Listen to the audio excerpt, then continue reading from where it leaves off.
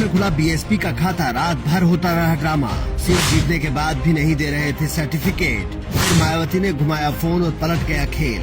बिहार में भले ही एनडीए ने प्रचंड बहुमत की सरकार बना ली हो, लेकिन बहुजन समाज पार्टी ने खाता खोलकर जो हासिल किया है उसका नतीजा आप 2027 के यूपी विधानसभा चुनाव में देखेंगे। हालांकि रामगढ़ विधानसभा सीट पर सतीश कुमार यादव को ये जीत आसानी से नहीं मिली। रात भर ड्रामा होता रहा। जीत के बाद भी सतीश कुमार को प्रशासन सर्टिफिकेट नहीं दे रहा था। जब समर्थकों ने मांग की तो लाठी बजा दी, लेकिन बसपा के लोग डटे रहे, कोई हटा नहीं।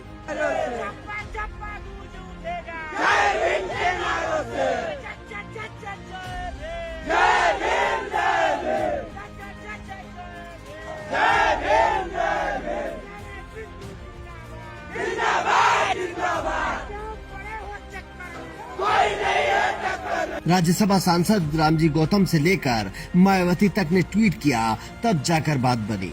दरअसल रामगढ़ विधानसभा सीट को बहुजन समाज पार्टी 2020 के चुनाव में महज 189 वोटों से हार गई थी और इस बार भी टक्कर बेहद कांटे की थी। आखिरी राउंड तक पता नहीं चल रहा था कि कौन बाजी मार जाएगा। बसपा प्रत्याशी के पीछे बीजेपी के अशोक कुमार सिंह साए की तरह पड़े थे, लेकिन फिर अंत में सतीश कुमार यादव की जीत हुई। पर अशोक कुमार नहीं माने, उन्होंने दोबारा गिनती करवाई, तब भी बीएसपी प्रत्याशी की ही जीत हुई और ये सब होते होते रात के 10 बज गए।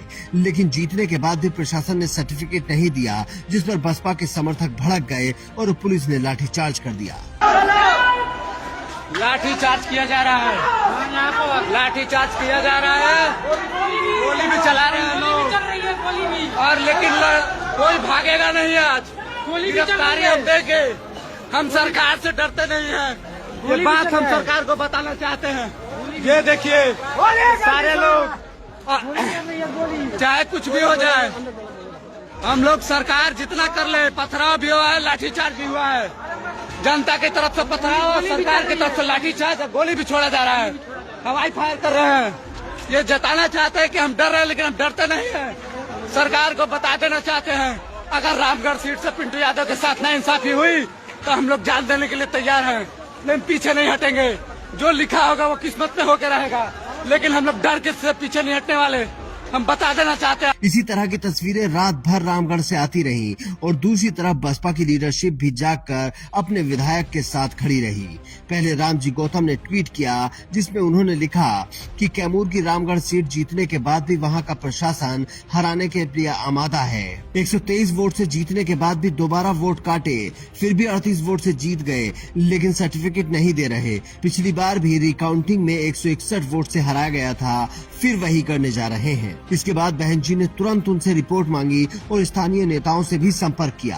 प्रशासन पर दबाव बनाने के लिए मायावती ने ट्वीट किया और फिर फोन घुमाकर सबको कायदे से समझा दिया। एक तरफ बसपा की लीडरशिप सीना तान कर खड़ी थी, तो दूसरी तरफ पिंटू यादव के समर्थक भी डटे हुए थे। जब आधी रात होने पर भी सर्टिफिकेट नहीं दिया गया तो महिलाएं भी अपना चूल्हा चौका छोड़कर मैदान में कूद गईं और मर्दों के साथ कंधे से कंधा मिलाकर अपने नेता का साथ देने के लिए कड़ाके की ठंड में मौके पर पहुंच गईं। जरा तस्वीरों में देखिए कैसे महिलाएं ट्रैक्टर ट्रॉली से भरकर पहुंची थी।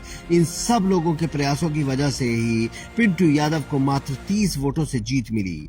बीएसपी प्रत्याशी सतीश यादव उर्फ पिंटू यादव को 72,689 वोट मिले, जबकि बीजेपी के अशोक कुमार सिंह को 72,659 वोट हासिल हुए। इनके अलावा तीसरे नंबर पर आरजेडी के अजीत कुमार सिंह रहे, जिन्हें 41,480 वोट मिले, और जनसुराज के आनंद कुमार सिंह को 4426 वोट मिले।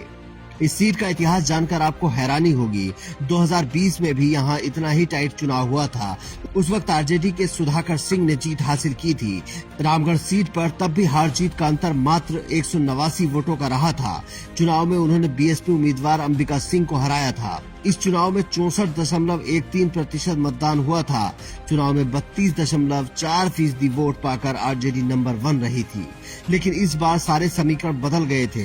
बीएसपी की टक्कर बीजेपी से हुई और आरजेडी तीसरे नंबर पर खिसक गई। लेकिन जितना ड्रामा रात भर हुआ, उसने एक बार फिर सोचने पर मजबूर कर दिया कि अगर बसपा उम्मीदवार, नेता और समर्थक जरा भी ढीले पड़ते तो परिणाम कुछ भी हो सकता था। लेकिन मायावती की सक्रियता ने खेल पलट दिया और लोग कहते हैं कि मायावती का राजनीति में अब इंटरेस्ट नहीं रहा।